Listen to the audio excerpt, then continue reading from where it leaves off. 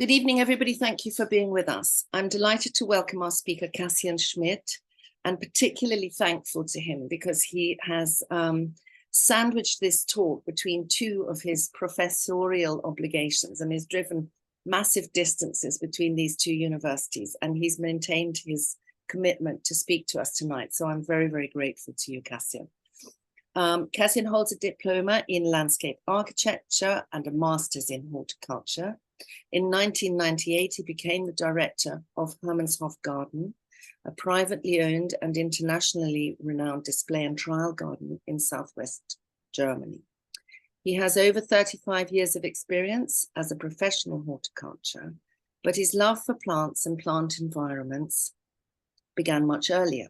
He tells me he started out about aged 5, experimenting with creating small gardens in his parents' garden, and he was already able to identify trees from their winter profiles around that same age. His research at Hermannshof has been focused on the new German style of planting, which uses natural plant communities, mainly North American prairie and Eastern European steppe, but he has also going to focus tonight on Mediterranean Garigue as models for new sustainable plant combinations. He's been developing low maintenance perennial planting mixes and effective maintenance concepts based on ecological strategies. So thank you so much for agreeing to talk to us, Cassian. A very, very big welcome to you. Can I ask you to share your screen now? Yeah. So good evening, everybody. Or of course, we are in different time zones. For some, it's probably just morning or the day. And I'm really delighted to have all these people from around the world together in probably a much more comfortable climate than we have now. Our heating system went down for 2 days. I was away, but it's a little bit freezing, so I'm sitting here in a big sweater. And tonight I have to drive more 4.5 hours to go to Switzerland, so it's really squeezed in, but it's a good enjoyment. I'm really enjoying it, and I hope you enjoy it with me. Talking about plants is always relaxing, actually, and looking about wonderful pictures. So I will share the screen now. Wait a minute here. And you will see soon, hopefully, the first introduction slide. Is that right, Angela? Yes. Now it's coming. Now it's coming. Yeah. Okay, perfect. And thank you, Angela, for this wonderful introduction. Well, I made myself a title which I call Drought-tolerant plant communities. Of course, you are mostly from the Mediterranean. As an ecological palette for resilient planting design. Of course, it's my Middle European perspective, of course, and all these things are trialed here, and you will see the links between what you can achieve and what we can achieve. And of course, with climate change, we are more driven to use more Mediterranean, more drought-tolerant plants, especially in the heat islands of our cities. So of course you are more extreme already, but we will get more extreme in the future. So what I will focus today, I have 6 points. Since Hermannshof has a lot of palette of plants, and I tried a lot, even also some monsoon woodland, some moisture areas, some tall forb communities, but I will focus today on the more stress tolerant and drought tolerant. Since you are around the Mediterranean or in Mediterranean climates, at least there is a chance that you can pick out some of these ideas. Maybe not all, it depends on the area. If you have a really prolonged summer drought, as is typical for the Mediterranean, and a wet winter, maybe some of the grassland species are not so happy. Your climate is driven by the garrigue or chaparral or frigana, so a subshrub vegetation, which is even more adapted to prolonged droughts.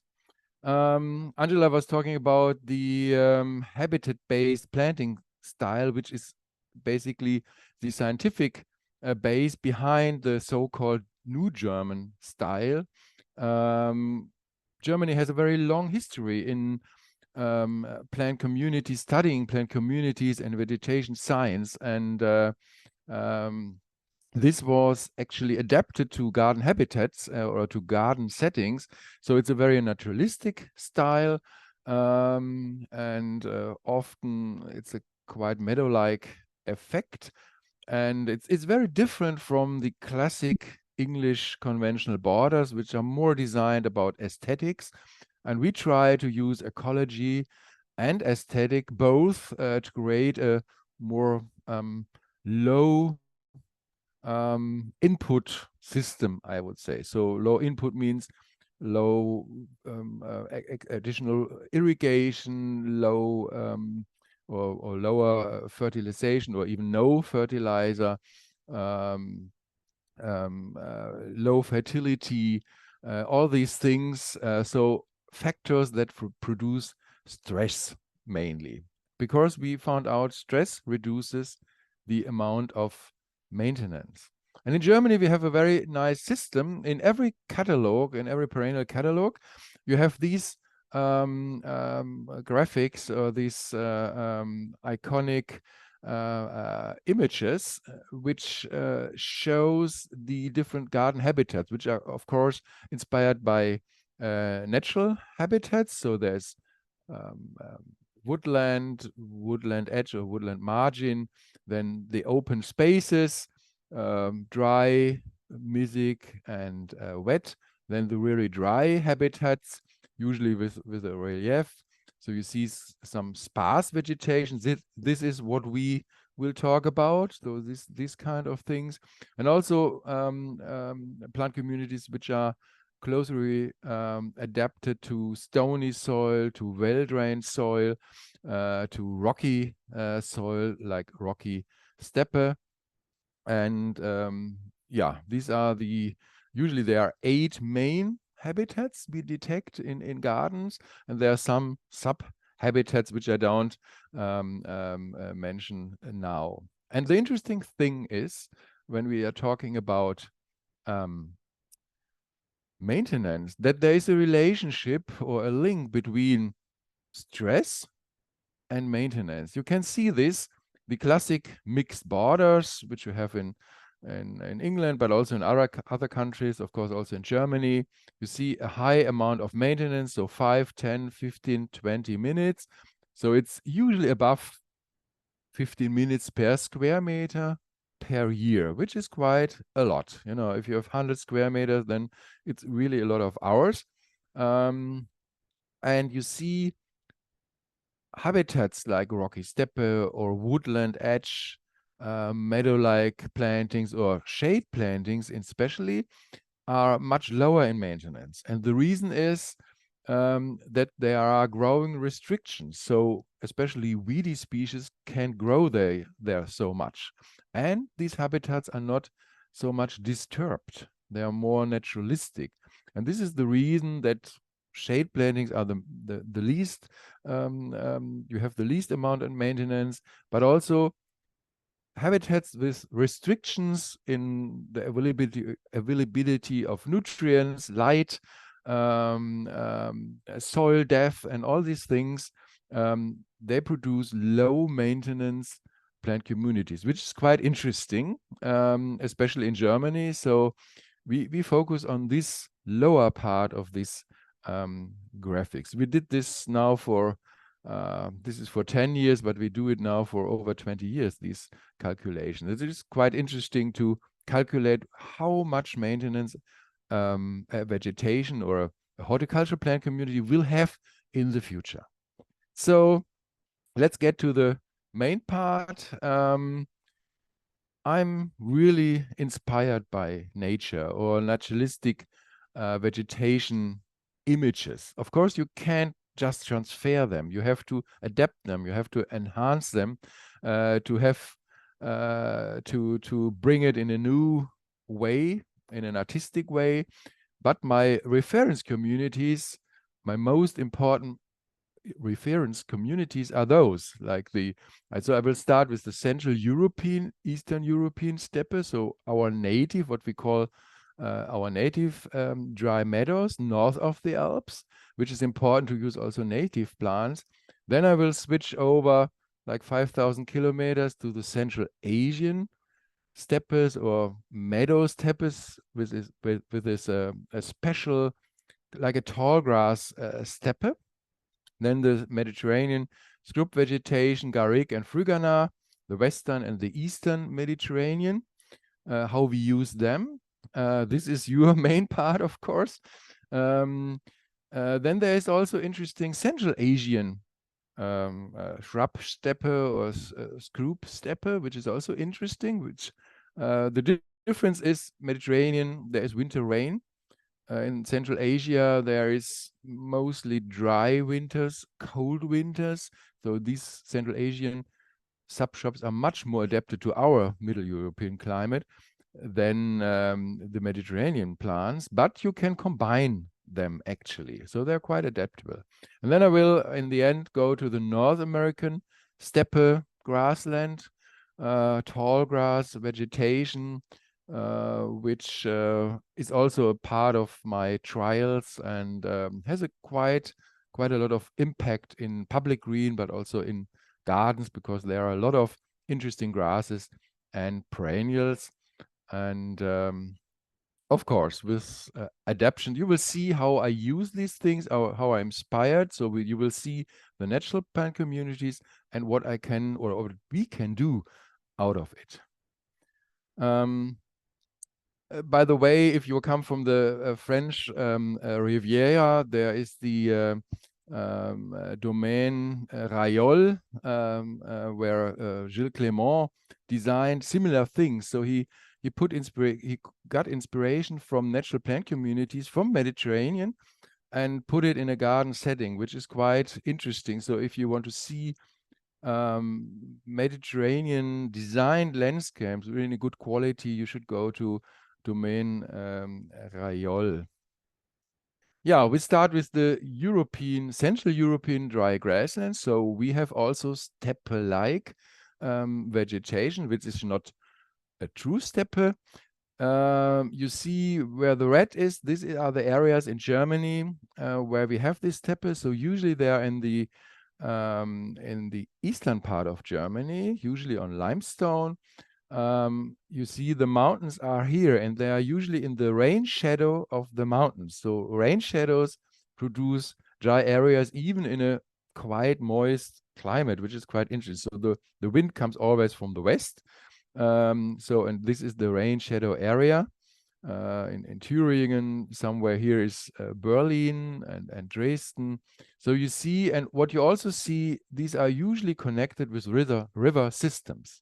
So the river valleys are hotter and drier than the rest. So these plant communities, these dry plant communities, you find around this river system. This is the Rhine Valley. I'm about here in this red spot right now. So in the upper Rhine Valley, and this is the connection to the Rhone Valley actually. So the warm Mediterranean air comes from the Rhone Valley up to here.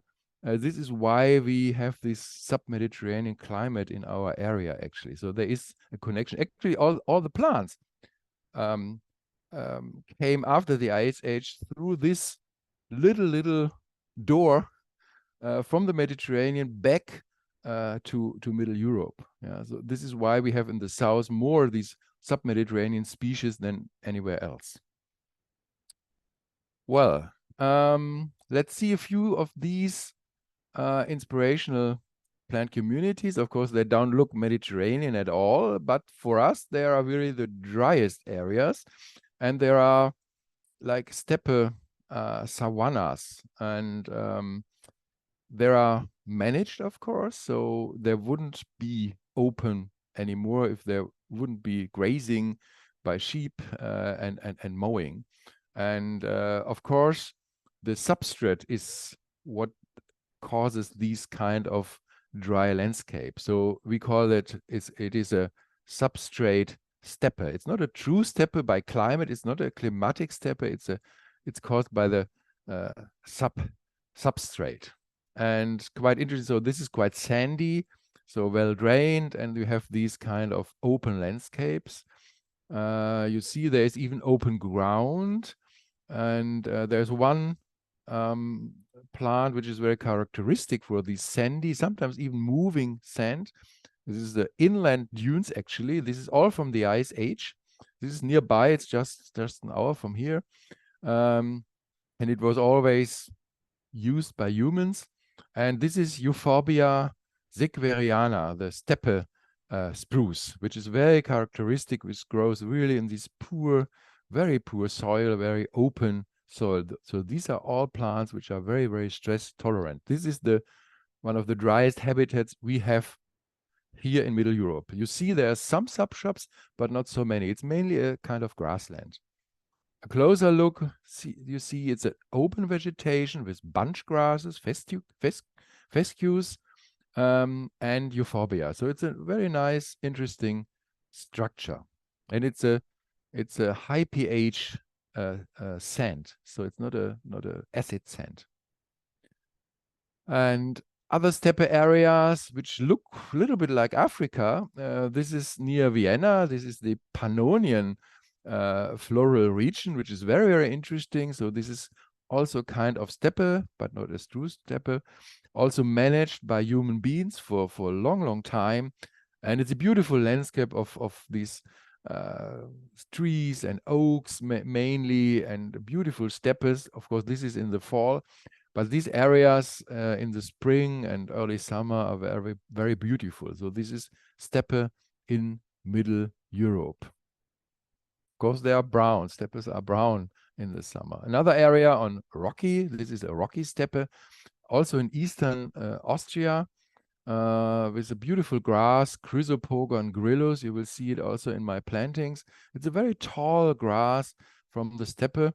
It's a warm season grass, actually, similar to the grasses in the North American prairie. Usually we have only cool season grasses. Also in the Mediterranean, you have mostly cool season. When you have summer drought, you have always a cool season system, but there are some warm season grasses as well. And the plants, of course, are adapted, and we usually look only above soil biomass. But if you see this, why are these plants also in the Mediterranean so successful? It's the root system. So you see a ratio of maybe 1 to 5 or 1 to 6. Yeah? 1 part above and 5 to 6 parts below. And this is the reason why these plants can survive really prolonged drought periods. And you see there are different strategies, of course. Grasses usually produce an intensive root system going wide. So this is why there are bunch grasses. So they need this distance to each other. If the rain comes, they soak in the rain on the surface. So they are more surface rooted plants, the grasses. This is because you have this unique distribution. And the other plants make these taproots, these deep taproots in the rocky crevices. And mostly they are subshrubs, so they keep their nutrients in their productive above ground biomass, so they are not dying back each year. This is also a characteristic of stress-tolerant plant communities, that these plants are evergreen or semi-evergreen, and they usually don't die back totally to the ground. Also, the grasses are semi-evergreen. This is a strategy, of course. And you see these forms are more round-shaped or globose. So this is also all these strategies you see morphologically in these plants. But this is quite interesting to see the ratio of root systems. So the secret of these plant communities is the root system, actually. And the most biomass is below ground that we don't realize usually. And again, we're going above ground, a few Pannonian steppes, which are the most beautiful Middle European steppes with the Stipa grasses, Stipa capillata, this is in July, and with alliums, allium flavum, which we use for roof gardens actually. In early July, it's quite nice, but later, of course, it gets really mostly brown, like in California and so on. And it's a slightly grazed grassland. It's usually not mowed, it's slightly grazed. And this is the Pannonian Flat, actually, here. This is the view to Hungary already. So these are the last mountains of Austria. It's limestone. Usually you have this on limestone. You see the rock outcrops, then you have these almost succulent vegetation, and you have also vegetation-free areas where the stress is too much. And you see in the depression some shrubs, and so it's a mosaic, a very, very close mosaic of plant communities, and with the soil depth, you see a lot of different zonations and different plants, which is very typical also for Garigue and all these plant communities.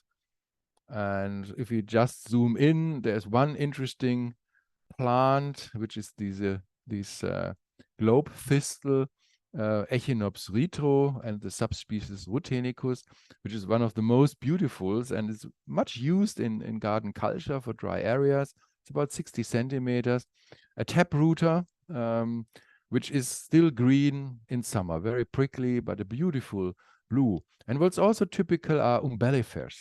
In these plant communities, there is a high amount of umbellifers. So this is a seseli, but there are many others. And this is quite unique around the world, that in these dry grasses, umbellifers play a quite important role. And again, the structure, so this is the above ground, you see a lot of diversity, and you see also a layering. So you saw a layering below ground, but there's also a layering above ground, which is quite interesting. So all these plants have their little niches. This is why these drought-tolerant plant communities are the most diverse, actually, for us, because there are so many little niches. Every plant uses its niche, and this is why, if you have a cross section, there are so many species on a small amount of ground. Actually, this is quite unique in this kind of dry meadows. And this is also a secret, that the restrictions in the availability of nutrients causes more diversity. This is a kind of paradoxon, but stress-tolerant plant communities are usually, if the stress is not too high, so a medium stress causes really biodiversity, which is quite interesting, which we know already and we use nowadays. So fertile soils are never diverse. They have usually a low diversity. So if nutrients are available in a high amount, you have low diversity. And if you have a medium amount of stress and disturbance, so not too much, then you have the maximum of diversity. If the stress goes very high, then you lose diversity again. Can be a monoculture. So this is quite interesting. And my students have to make also this cross section, so that you see how a plant community develops over time. Seasonal change. This is like in May, June, July, and you see the umbellifers in here, the grasses grow. So there is a change of height, density, and so on. So it's a plant community, a design plant community, especially these meadow types, are quite complex, actually. So it's not so easy also teaching to combine these things. You see there are proportions like of grasses and perennials and all these things. So usually we use a ratio of maybe 1/3 of grasses and the rest are perennials, and we use maybe 30 to 40% ground covers in a planting. So there, I will show, I think, one graph where you can see how we design these things, especially in meadows. So to think about the ratios, the percentage of each species is quite important. And this has also to do with the sociability. So plants can be very unsocial, like umbellifers, are usually unsocial. So one single plant every 2 meters, very unsocial. These are these emergent plants, and other plants like salvia and so on are quite social. So they usually grow in groups and they look better in groups. Also, these things you have to think about. Oops. Yeah, I show you a few. This is just here, 10 minutes from here. Our also managed dry or semi-dry grasslands. You have some interesting plants in here, some semi-parasitic plants, which is also very typical, euphorbias, Euphorbia cyparissias, and even naturalized irises, so very robust irises like Iris sambucina, which smells like Sambucus a little bit.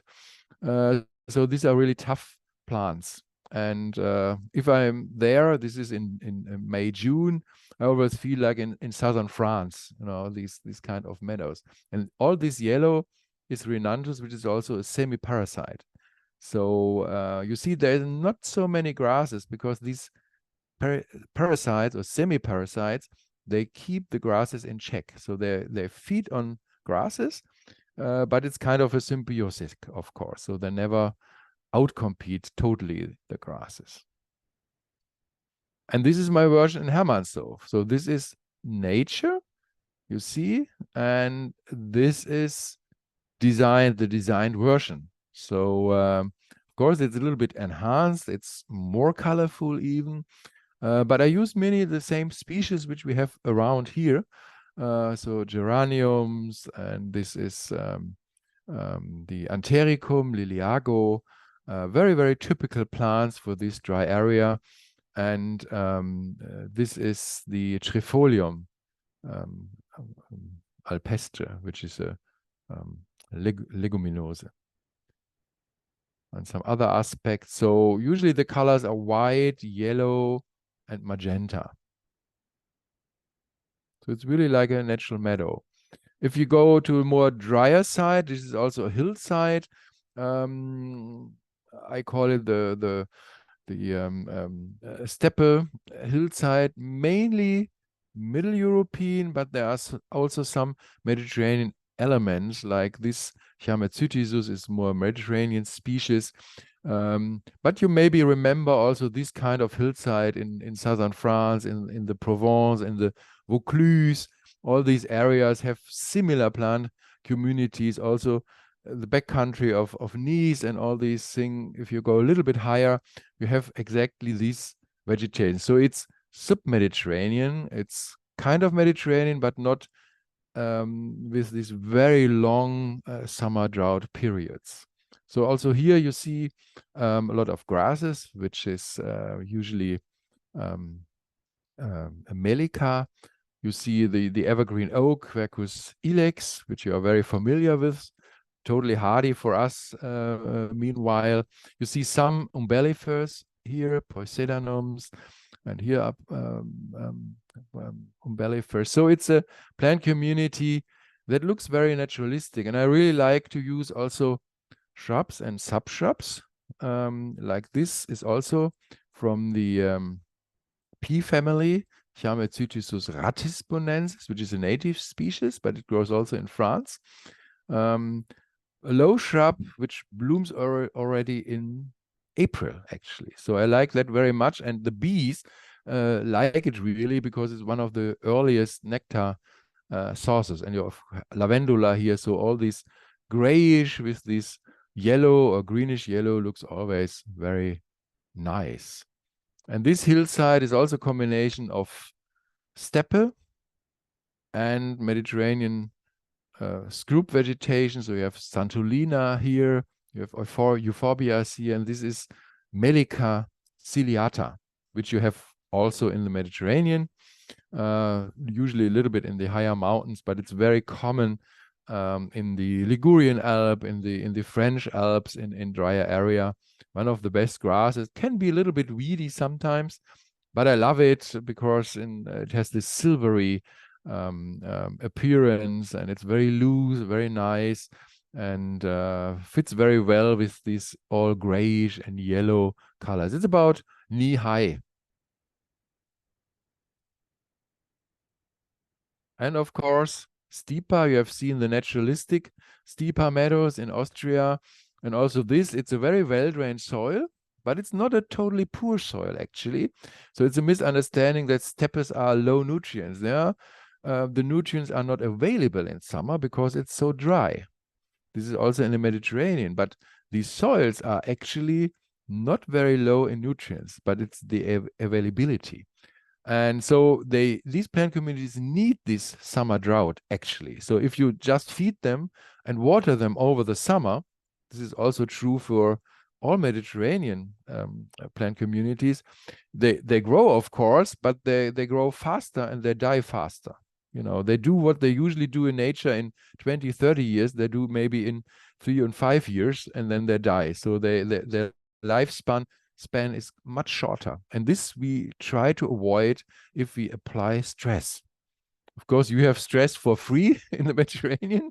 Mostly we have to look for stress, and it's a good thing, actually. So we have the same euphorbia we have seen in the wild. We have stipa, pennata, we have salvias, and it's very beautiful in June. It's a very loose, very naturalistic planting. But of course, you have to garden it. No? You have to look that the grasses are not too invasive and so on.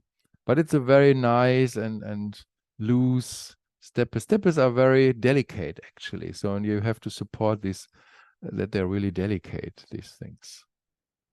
And blue, acid yellow, white, these are usually the colors. Lavandula here, and salvias, umbellifers, and euphorbias. These are actually the elements to create a meadow subshrub combination, actually.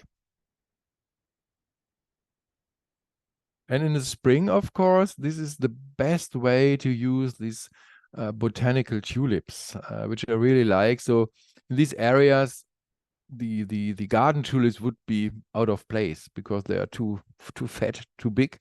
But these little tulips, especially Tulipa clusiana, which is a tulip that grows very well in the Mediterranean, a very delicate tulip.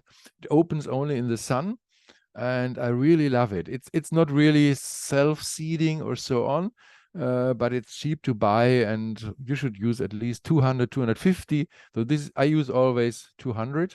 So this is about 200, 2 square meters, 3 square meters, and then you have this kind of effect.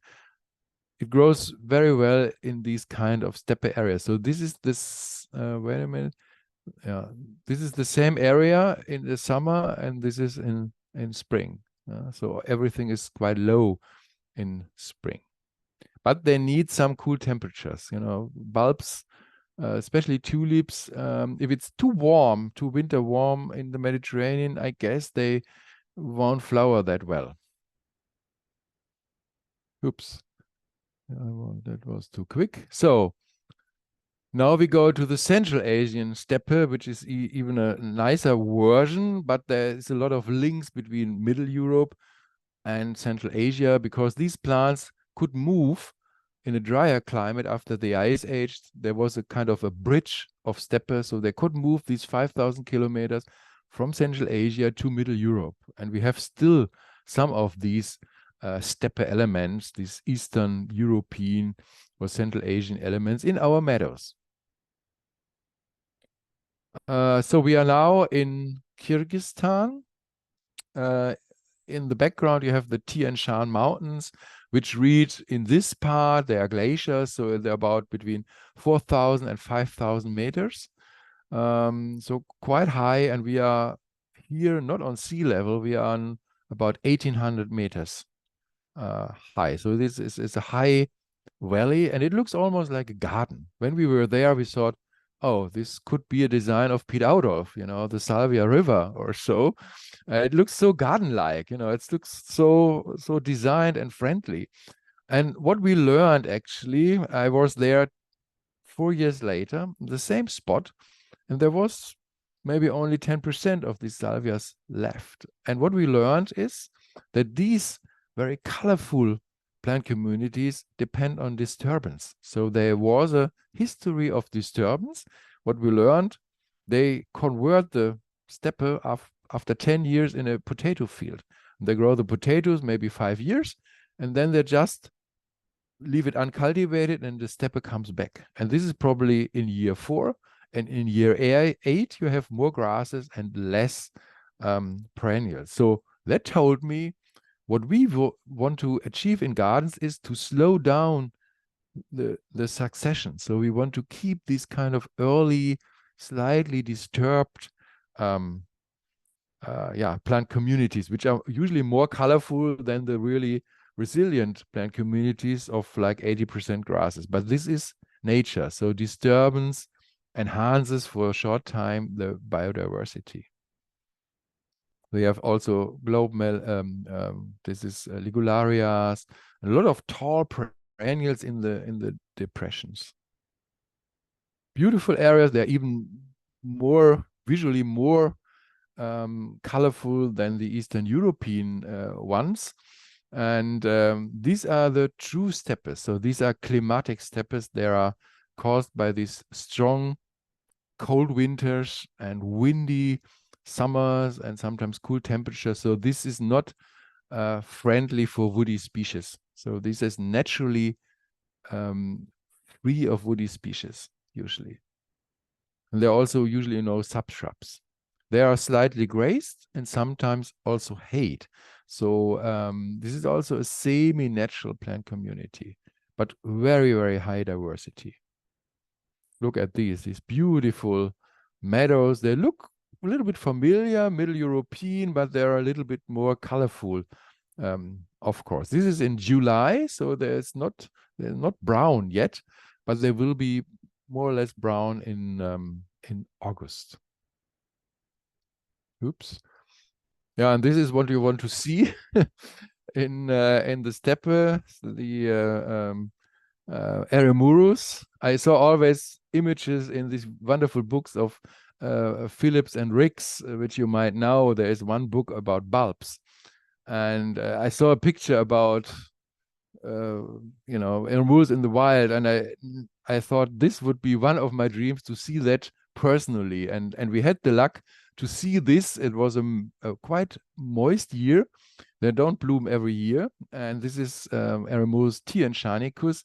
It's not easy to cultivate. I would say it's impossible to cultivate, but to see it in the wild, it's beautiful to see 10,000s of them, and we were just right in the time.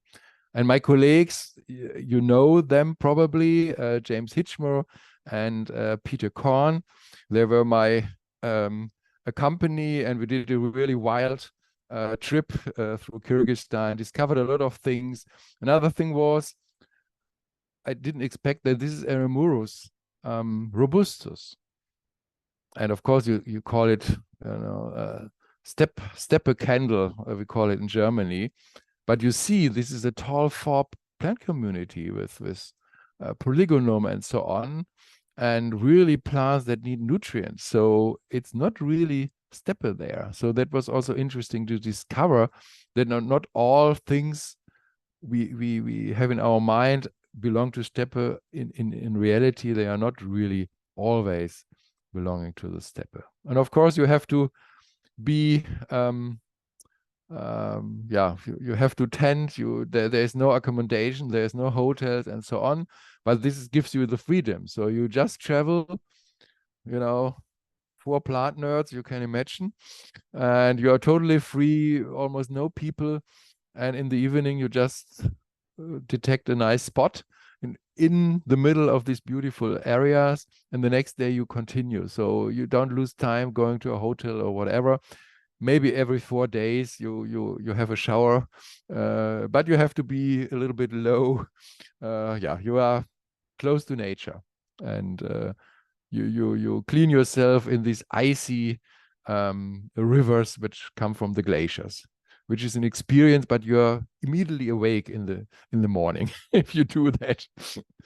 Yeah, and you look, these areas look very Middle European, actually. So this could be a fruit orchard, which is actually a fruit orchard, but this is a natural fruit orchard. Our mountains here look very similar.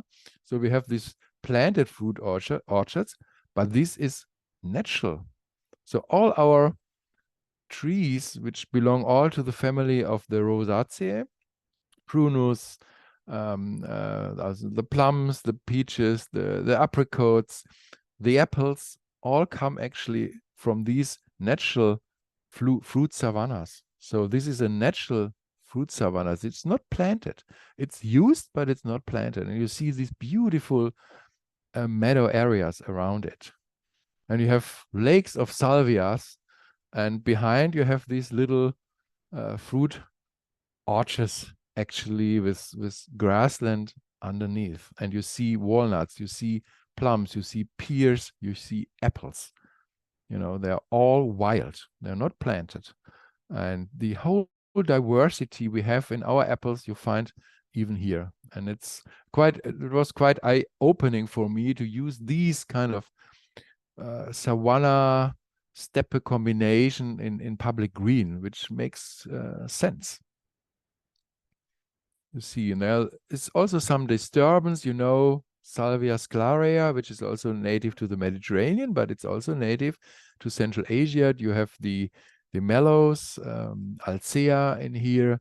You have even wild rye in here.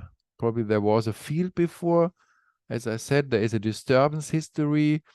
Then they just leave it and it returns to steppe. And that's quite interesting. So you have this kind of mosaic there, a cultural mosaic.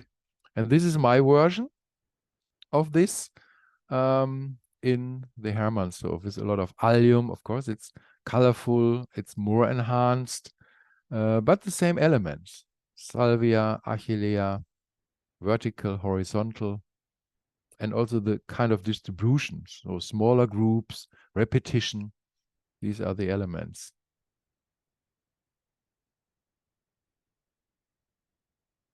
This is actually this grass, Chrysopogon gryllus, which we have seen in Austria.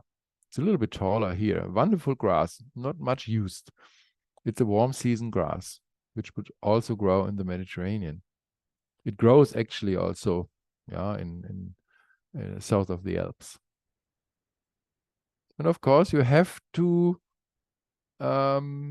be familiar also with some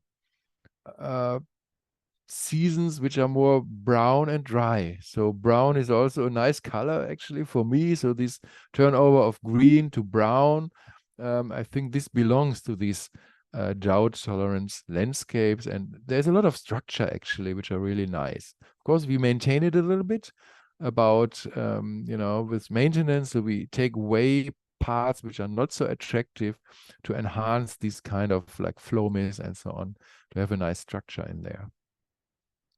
This is the same area in June. Salvia sclarea again, and the Knautzia.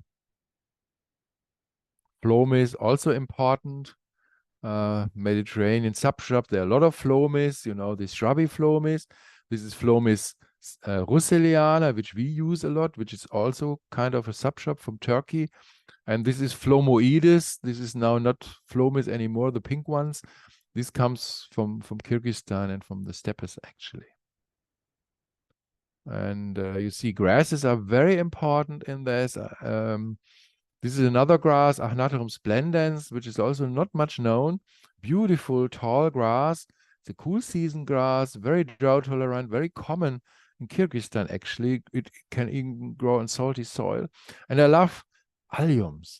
And there are a lot of interesting Mediterranean alliums which are not so much used. This one is in the trade as the variety forelock because of this kind of head-like flower head.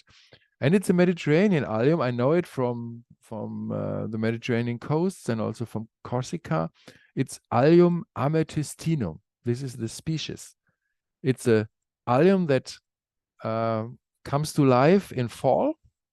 It's evergreen and goes dormant then after flowering. This is about in June, July. So it's a quite late blooming allium, very delicate, and it self-seeds, which is very nice. So it's one of the best alliums, Allium amethystinum forlock.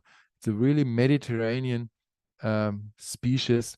I showed this picture to Dan Pearson, and he now used it as well because he loves it so much, and nobody used it before so much. Yeah, also in corporate landscape, my wife is also a landscape architect, and she used these prairie style steppe-like plantings also in such areas, in parking lots and so on. So there's a lot of potential. So this is a kind of a Garigue steppe in a parking lot without any irrigation, without any fertilization, but there is an engineered soil, about 25 to 30 centimeters of an engineered, very mineralic soil, very well drained. Yeah. And it's a bee paradise. And this is the original. This is again Kyrgyzstan. You see the same combination, salvia and achillea. This is a classic combination you can use actually. But what you see here, it grows in the wettest or in the moistest area, so in the lowlands, because this is very, very dry, and so it's a reverse actually, that the plants we use in Middle Europe on the driest areas in nature are growing here in this environment in the moistest areas, so in the lowlands where there are more nutrients. And it's really wonderful. And this is the stylized version actually from a steppe planting with a lot of Allium globemaster, which are very good grasses, Centranthus. This is a design from my wife. And also it is attractive after flowering. You know, the seed heads are very, very important. And this kind of layering, the layering is very important. Proportions of tall grasses, maybe 5%, then medium height plants of like 30%, and then a lot of ground covers, low grasses like Lesleria we use about 35 to 40%. And then you have this beautiful structured layering. There's no planting plan actually, so we call it a mixed planting, a perennial mixed planting. So it's just by proportions, and it's a random planting, so very naturalistic. Also, this is a random planting. You see, it's very steppe-like. These elements of native euphorbias, non-native achillea from Kyrgyzstan. It's a quite interesting thing, and also some South African plants. So we bring these kind of plant communities together because they have the same requirements actually. And North America, Artemisia ludwigsiana from North America. So there's everything in it, but all these plants can grow together because they have the same requirements, and they have to have the same amounts of or levels of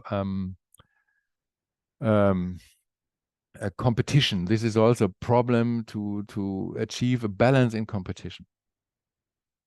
And this is quite weird, you know, there's steppe, North America and South Africa in one planting, and very successful. And also the green seed heads of alliums.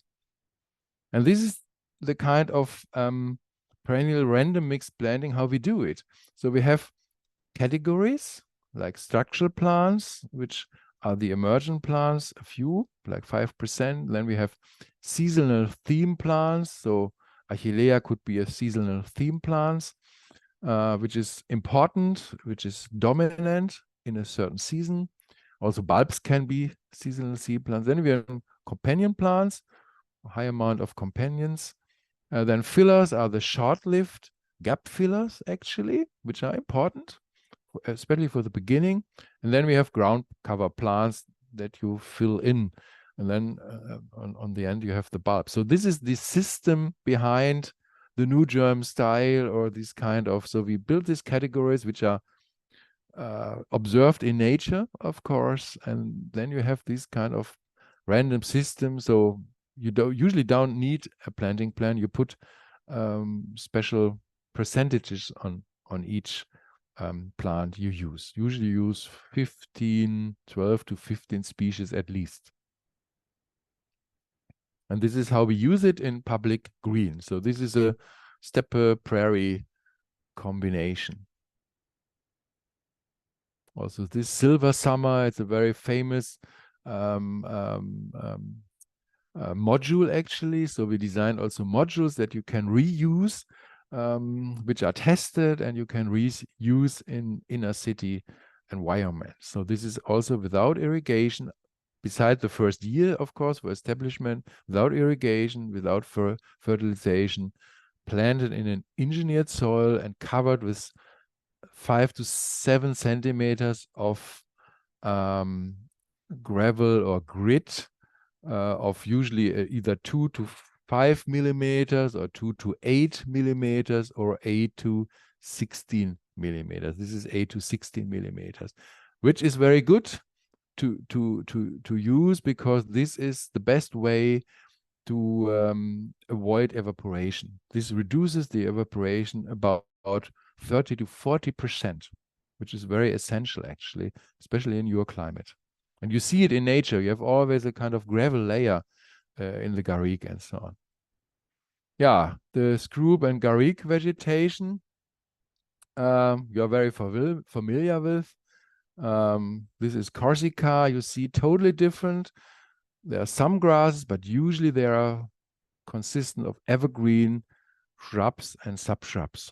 So it's a shrubby vegetation, totally different. And it's all unique in every Mediterranean climate. You have this kind of shrubby vegetation.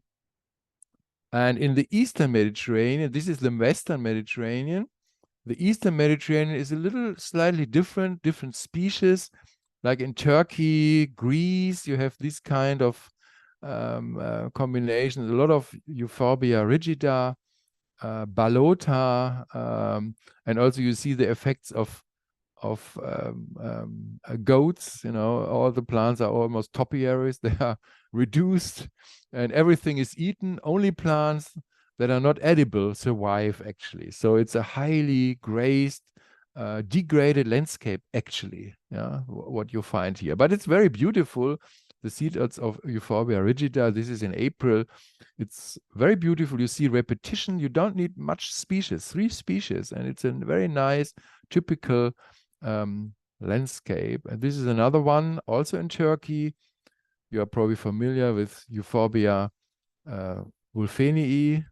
This is the wild habitat, and Balota pseudodictamnus, and also some pines. So this could be a very good model for designing a Garigue landscape. And this is my version of Garigue landscape, a part we have seen already. So these typical rounded subshrubs. You see the steppe and the Garigue. So you can combine it. Oh, it's totally different. This is very delicate. The other one is very, you know, this kind of hilly appearance. And rocks, of course, are important. So this is my version of Frugana, so the Eastern Mediterranean Garigue. What we have to use in Germany is really a well-drained soil, totally mineralic soil, that it really grows well, so very low in nutrients. But it works very well. And you can add some bulbs like Gladiolus, Italicus, Gladiolus, Byzantinus, and Alliums for the spring. And there's another version. So this was the Mediterranean you are familiar with, but there's another version, and you might combine this. This is again Kyrgyzstan, but a different area, lower area, about 1600 meters, and it's a semi-desert almost. And you are, of course, familiar with Perovskia, but you have probably never seen or thought how it grows in the wild. And this is Perovskia in the wild, quite monoculture stance. It's very salt tolerant. It's very adaptable. So these are kind of wadis. So water runs through and then it's dry. So it's dry and wet and dry and wet. So quite interesting. This is why Perovskia grows in the Mediterranean. It grows in Middle Europe. It grows almost everywhere. And you see very mineralic. There are beautiful forms there with very dark flowers even better than we have in cultivation. Look at this, very nice. There's a clematis even, which you don't expect that there is a clematis. It's a subshrub, totally winter hardy, and it grows together with Perovskia. I never thought to find a clematis, which is for me a woodland species, but there are desert or semi-desert clematis. This is Clematis zongarica. I have it also in cultivation. It's full of blooms, and it has beautiful seed heads, and it's only like waist high maximum, but it gets a big bush actually. So it's a really nice combination.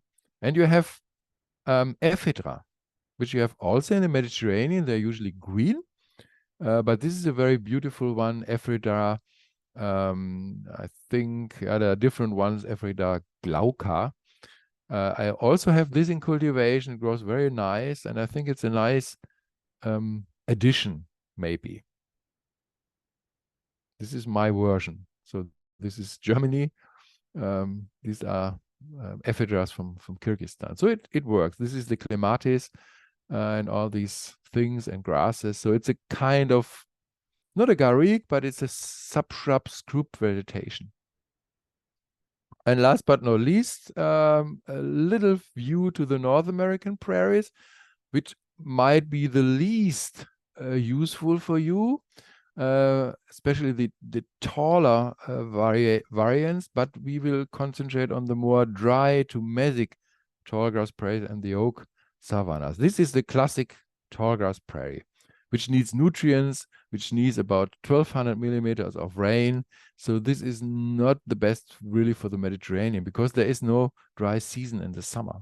Well, there are always thunderstorms, so there is always a kind of summer monsoon in the summer. But these plants are quite resilient. This was an exhibition in Washington, D.C., where you see again the ratio of root system and above ground, which is also in prairie plants very characteristic. It's about 2/3 below ground, 1/3 above ground. And we're talking about here 2 meters. So it's at least 4 meters to 5 meters deep, this root system. And you see again the same, the grasses have this very fine root system, and like the silphium have this taproot system. So it's always a mixture of root systems because of competition. This makes it so successful. And the soil is very deep and black. And this is why the prairie areas are so rich in nutrients. So there's a build-up of organic matter over thousands of years.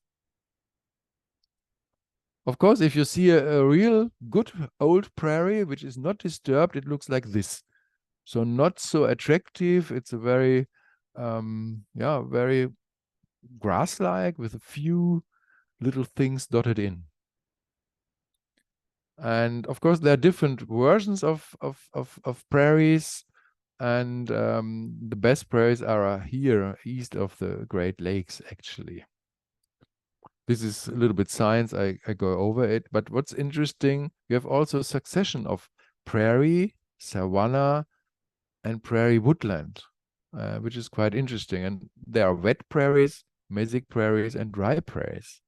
So prairie is not always dry. It can be also very, very lush. So this you have to understand. So we will concentrate more on the dry stuff. This is a wet prairie, tallgrass prairie, and these are more drier prairie. This is also tallgrass prairie, a savanna, which is very rare. And this is my version. This is the more mesic variant, which this white one is an Euphorbia corolata, which is very interesting. So we see very dense. Probably this would work in the Mediterranean if it's not so extreme like in the north of Italy. I know it works, like the area of Bergamo, Milano, and so on. So this would be perfect because this is a plant community that needs heat and warm summers, but not too dry summers. So there must be some rainfall in the summer. And this is my version. This is a drier variant, which I have also some shrubs. They're all exclusively North American. But you see it has a little bit of a kind of a, it looks a little bit like a garrigue in some parts, but it's fresher, of course. So it might be interesting to combine these kind of drier prairies with from North America with Mediterranean elements, if you are not so extreme, of course. And these are my prairie versions, which are very nice. I think in northern parts of Italy, France, and so on, it would work perfectly, these kind of combinations. It needs some cool winters, in a very mild winter, around Nice and so on, it wouldn't work probably. So it needs some chilling in the winter. It's beautiful echinaceas. They need really some, not certainly frost, but they need some low temperatures for like at least 4 weeks around 4 degrees. But they're very colorful, of course. Never watered, never irrigated, never fertilized. This is the steppe behind, which we have seen, and this is the prairie, the dry prairie. And this is how we use it in public green. This is a very gravelly soil. It's a very famous park in Austria, in Augsburg, in Bavaria, which I was consulting for the planting design. It got even the landscape architecture award last year. And we used extensively steppe and prairie mixed plantings here, which are not irrigated and not fertilized, again on a very mineralic soil, and it works quite well. So I think these are the last images. And this is American military site actually, and this is the church actually. So we thought American landscape was the topic, so of course we needed some prairie. Yeah, so this was a little bit around the dry areas from Mediterranean to steppe and prairie. And I think, of course, you could combine it, but if you see the images, I think to keep it geographically a little bit apart, I think is the nicest actually. So to divide the garden in different geographical portions, I think works the best. Yeah, thank you. And you might have some questions. I think I stopped the screen, right, Angela? Yeah, thank you. After looking to the picture, and we go back to the slides. Gallery. Then we go back to the gallery. Well, that was absolutely stunning tour of some parts of the world, and the visions of the natural spectacle of these plants is just so inspiring. And then to see them concentrated in your beautiful garden, it was absolutely wonderful slideshow and talk. Thank you, Cassian. Yeah, thank you, everybody. I see some hands raised, so I will just get straight to the questions. Sarah Dunstable. Hello. Yes.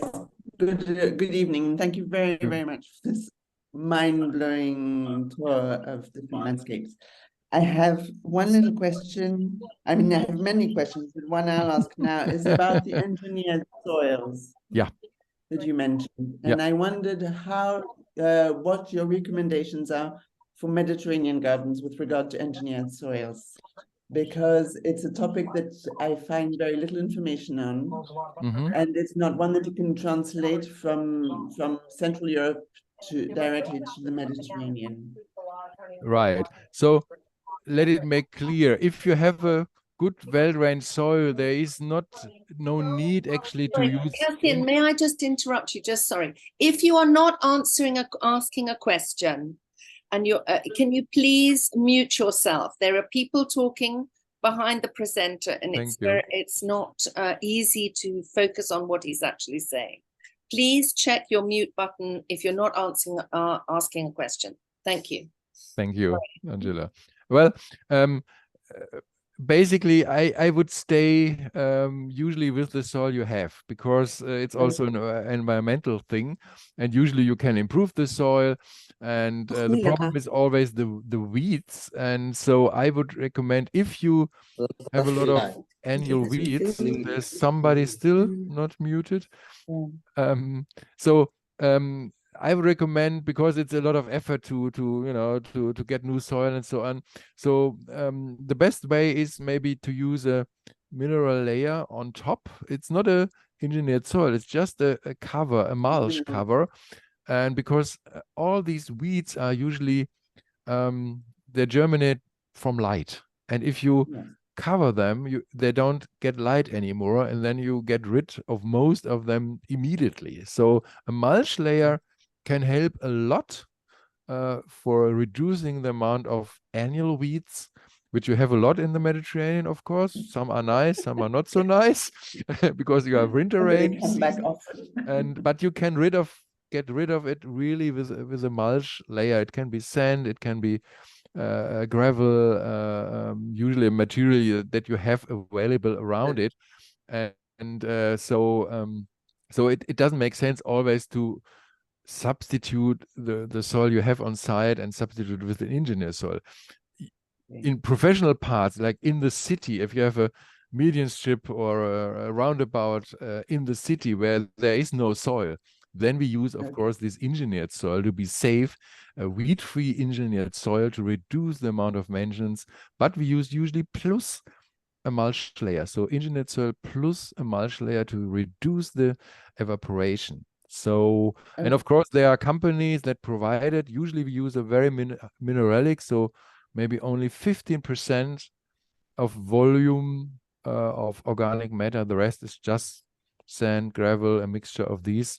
So very mineralic, at least in our climate, because we want to enhance the stress. So I think there is not always a need for engineered soil.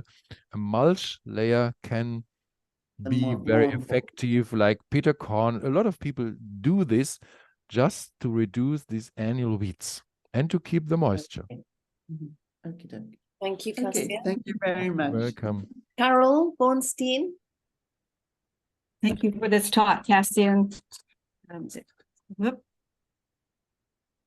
Oh, we don't hear you. You have. You're muted. Here, I just accidentally pushed the wrong button. Thank you for a spectacular presentation. My question has to do with what type of maintenance guidelines you provide for some of these landscapes, particularly the ones in urban areas. You mean in the so if you use subshrubs, low fertility is really good to keep them slow growing, because otherwise you will need to maintain them much more. So if you feed them too much, you have much more maintenance to do. And also overfeeding and especially overwatering in the Mediterranean climate is not very beneficial, because you enhance all the annuals. You cause fungus, because these plants are adapted to a summer drought period, and they have to slow down the whole process. You know, they really need this this semi-dormancy. And if you just let them grow over the year, it's not good. So you have to accept that they're going brown, that they're shredding some of the leaves, and they're getting more aromatic. This is Mediterranean. And I think if you do it right, there is not much maintenance. I think the only thing is maybe really these annuals in between, especially in the winter.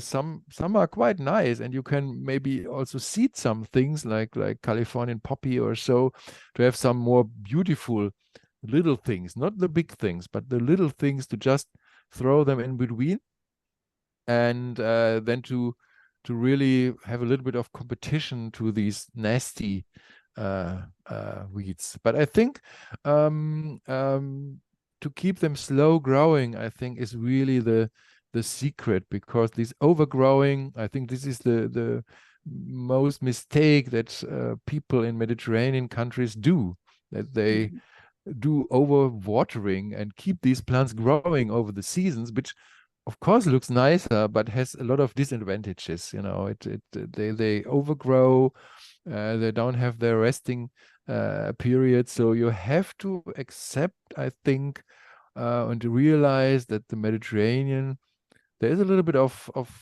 you know, bronze colors and some other colors than green in the summer, and then they green up in the winter. So if you stick with this rhythm and accept this, I think then you reduce your amount of maintenance. This is of course a very general thing, but I think it's quite helpful to understand Mediterranean landscapes, and they are almost free of maintenance. If you do it really right, I think this is the least, the best way to deal even with large areas, of course, if you use really Mediterranean subshrubs and some grasses, of course, to have some contrast.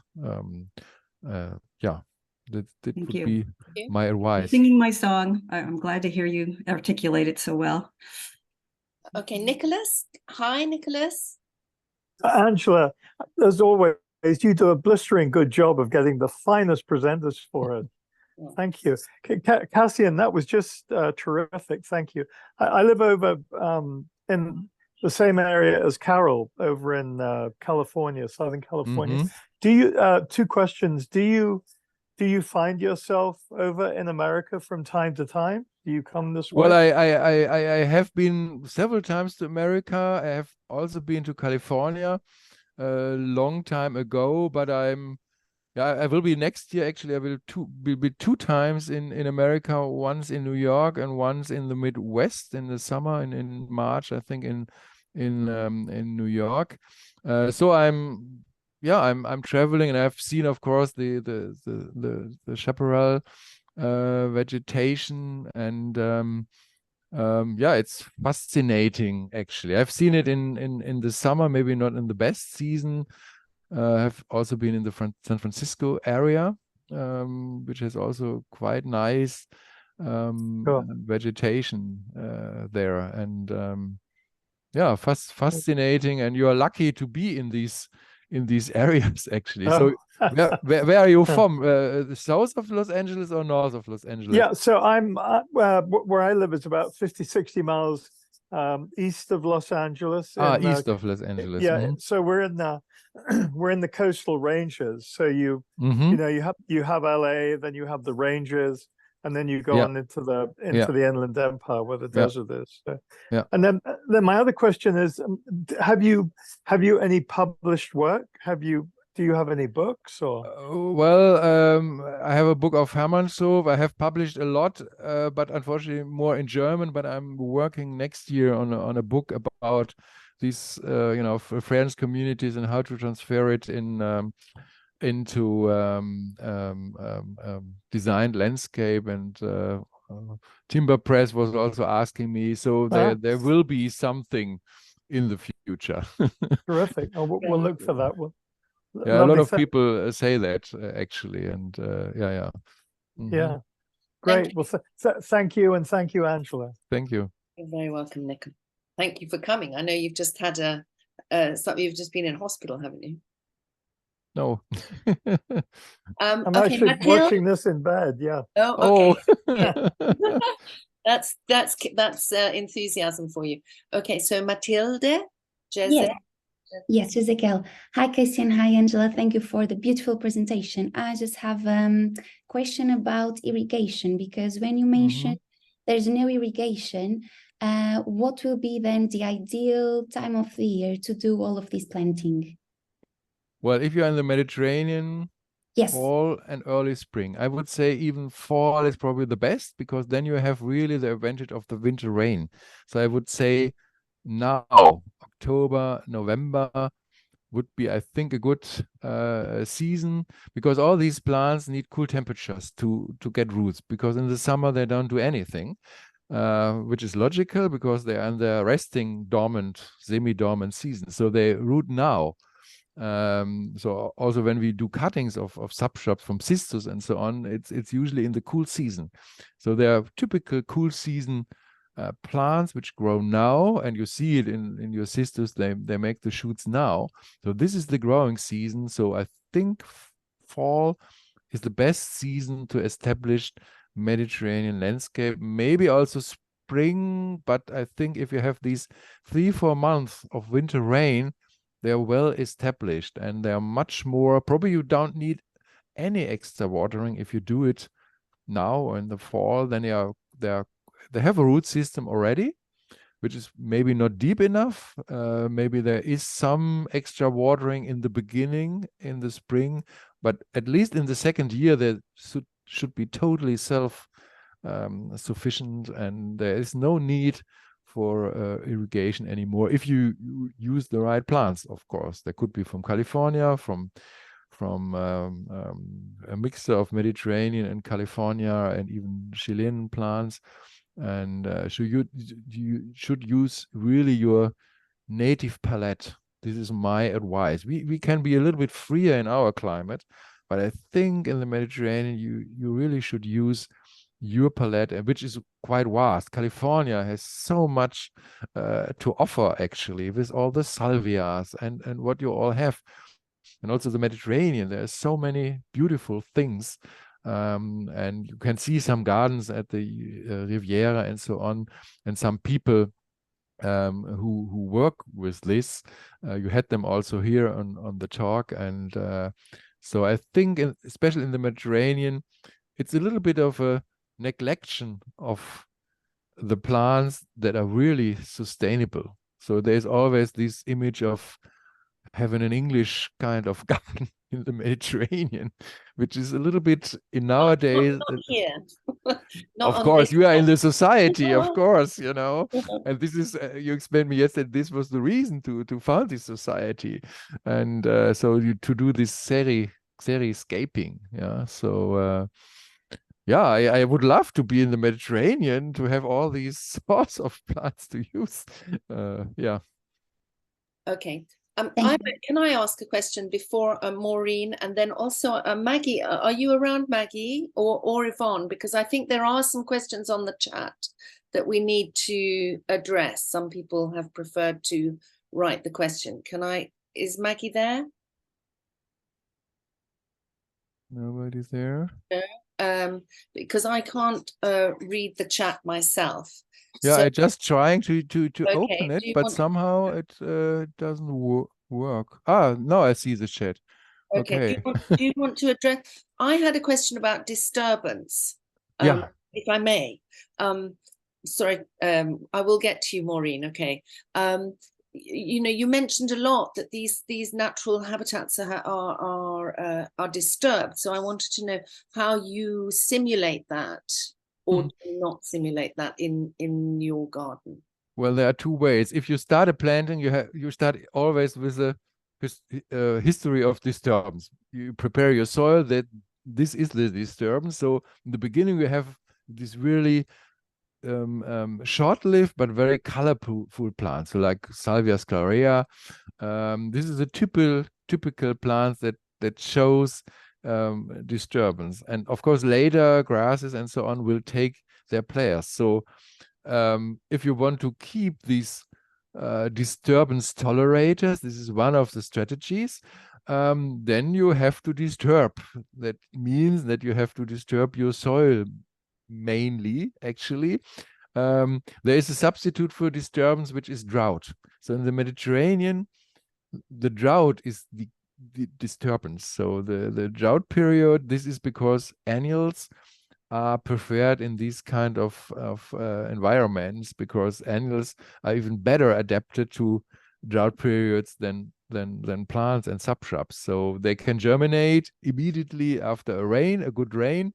Then the desert is beautiful in California, but also in the Mediterranean. And they can be dormant 2-3 years in a row, which perennials and plants can't do. Disturbance is a way to have these very colorful, flowerful plants, but usually we use just disturbing the soil, at least the soil surface, because these plants depend on light. This is their signal that shows there is no competition above me, so I can germinate. This is their signal, light. Yeah, and if you use a mulch layer, you get rid of all these plants which are triggered by light. Actually, they can be dormant for 10 or 20 or 30 years, even 100 years. In woodlands, like the digitalis can be 120, 150 years buried under the ground, and if the canopy is open, just you have in the second year beautiful digitalis, and then it goes dormant for 150 years again. Yeah, so plants are quite adaptable. So disturbance is an interesting way, or micro disturbance, it may not the whole area, it can be a micro disturbance. If you are weeding, you do disturbances and you enhance these plants, and you can use this strategy to beautify your gaps, or this is why I call them gap fillers, actually. So they can show up if you do a disturbance, and they disappear if they don't have disturbance. Of course, you can't do that for 20 years. So it's a thing for the beginning of a planting, and then you use these plants for 2-3 years, then you get your perennials. Okay, so let's go to Maureen Hill now, and then if you are able, Cassian, to read the chat. Yeah, I read after it. Maureen, maybe we'll if you where is my colleague Maureen Hill, right? Yes. She's now she wants to speak, Maureen. Okay. Speak. So let's have her speak, and then we can go maybe to 2 or 3 of the questions from the chat. Okay, Maureen. Good evening, everybody, and thank you so much for this wonderful presentation. I'm very new to the society, so this is the first time for me. We have some property in the southern Peloponnese in Greece. And the area we live in, or we have the house, is Mani, which is an incredibly I heard of it, yeah, and challenging environment. This is one of my spots I want to go, actually. Good. I've never well, been to. I've been to Greece, you. but not to the Peloponnese. But Mani, I would love to have you at the house, because great. We've been talking a lot about the natural. I mean, the area we have a very large property in the region of about 10,000 square meters of land. Some of it has been left exactly as it should be, but it is very, very difficult to access. And we've terraced it so that we can actually move around. Now, that's the first challenge, to try and keep the naturalness yet make it accessible. Yeah. So there are certain plants that we just do not want. You can imagine some of them are things like the whole milk, but that's irrelevant. I think we just have to get used to it. But our other challenge is that to be able to add to the naturalness, I mean, you've been doing that in the cities. You've been buying, I assume, these plants that are native to this area. Now we have absolutely nothing there, and we have very few. No, and it's quite frustrating, because I see all these beautiful things that I would like to add to what already exists. And do you have any advice on that, or is there anywhere I could perhaps? I think I just recently heard a wonderful talk from Thomas Toxiadis. I think he was also a speaker here. And that was, I think, was it also on the Peloponnese? There were some villas, and he actually, I think, he collaborated with the nursery that grew these plants. Of course, they were not available, but he had the same problem. So around the houses, he wanted to recreate these kind of frugana. What he had outside, he didn't do much, a little bit excess and some walkways, very sensitive. He did that, which is very important. So avoid disturbance, because if you disturb these, you have all these nasty weeds. But around the houses, he tried to detect some of the key species and let them grow by a nursery. And so he planted, and sometimes I think it was a combination of seeding and planting. So near the house it was planted to have an immediate effect, and further of the house it was seeded. I don't know exactly how he got these seed. Maybe I think they were collected on the site. What is also possible to get some branches or some straw stuff and distribute it on the side, maybe a little bit of a straw mulch layer to establish it. So this would be one way. But I think this is actually the problem, to get these frugala plants really cultivated. Of course, in the Mediterranean, there's Olivier Philippi. He grows some of the plants, but it's a little bit far away from He does ship. Greek. And Maureen, perhaps you can be in touch with your branch head and all the Yes. that are there to find out where they were sourcing their plants. I'll do that. And I just saw somebody sent a chat, so welcome to, somebody said that they were also from Mani. Well, welcome. Okay. And hello. So maybe there are some startups with yes. plants. Yeah. My final question, very quick. Do we have access at all to some of the contacts from the people who have taken part? For example, because you mentioned the name Toxiadis, I seem to think he was in the participants, or did he join? I'm not sure. But he was one of the presenters. He was a presenter last year. Yeah, yeah. Oh, but he wasn't on the chat. He wasn't a participant today. He wasn't taking part. No. Okay. But he might be a good address, because I know he used these plants, and he had the same problem actually. Right. Yeah. Well, I might write to you, Cassian, and then take it from there. Yeah. Yeah, if that's but okay. I think Angela has also the contacts, I think.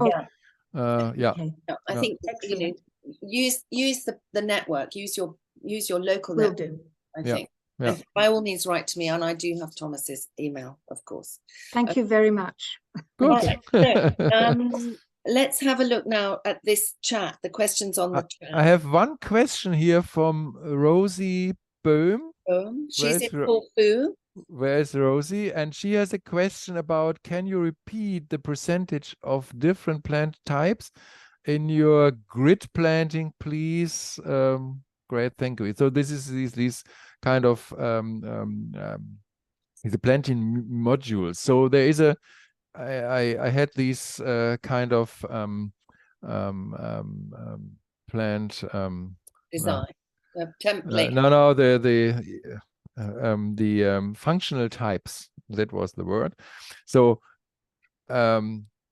structural plants, 5 to maximum 10% in total. That can be 2 or 3 species, but in total 5 to 10%. Tendency more to 5% than to 10%, because these are these emergent plants. Then I had these theme plants, seasonal theme plants. There would be between 15 and 20%. So these are plants that are very present in one season, like Achillea. No? You have a quite of amount, but seasonal. So it can be bulbs in the spring, like a tulip for April, and then the Achillea for July. So these are plants that have more dominance. So they need a percentage of 10-15% actually. And then you have the companion plants, which are, you can play with it. It can be like 20 to 30%. You know, if you use more theme plants, of course, you have to reduce your companions, but usually you use at least 5 companion species, or even 7 companion species, which have a total amount of together of 25 to 35%. And then you have the ground cover plants, which can be quite a high amount, especially in meadow plantings. In a garrigue planting, of course, you don't have usually ground covers actually, because you have only one level. But in a meadow planting, we use usually at least 40%, up to 40% of ground covers, because they make this low carpet. And then you have a small amount of about 5% of these gap fillers, these ruderal plants, or we call them the filler plants, which are the self-seeders actually, especially for the beginning. We were talking about that. So, and this must be 100% in the end. So you have maybe 12 species or 15 or 20, even 30 species in total, if you have a meadow. And then you have the bulbs, which is on top, because bulbs usually don't need a space. And you can plant it in a grid, so usually a spacing of about 25 to 30 centimeters in a meadow. In a garrigue planting, you need more space, because these plants getting bigger, I would say sometimes only 1 per square meter, maximum, I think 3 per square meter. We use in meadows usually 7 to even 9 per square meter, plants per square meter, pre-grown plants, not seedlings, pot plants, container plants. So in a garrigue, I think you need much more space. It's much more open. So maybe 1 plant per square meter or 1 plant per 1.5 square meter is probably enough if you use these sub-shrubs. Otherwise, they go all together and, you know, you get fungus. So you need a little bit more space for these shrubby vegetation. And in between, you can use annuals, of course, for the first year, because it looks a little bit naked, but after 2-3 years, everything is closed. So the gap fillers are maybe more important in establishing a Mediterranean landscape or scrub landscape than in our meadows, which are usually closed by the end of the season. They are 100% cover. This is very different, I think, from the Mediterranean. Yeah. Okay, thank you. Can you see any other question? Which are from importance. Yeah. There are a lot of thank yous, Yeah. even in German. I'll send you all of those. Yeah, so that's all. I think we have it. Mani. Yeah, so there's a lot of, you know, chatting about the Philippi and so on. I think we got it. Good for you. Because I also have to move on, I think, yeah, because I still have to drive to 4.5 Switzerland. hours. But it's so nice to chat with let you. you go. Yeah.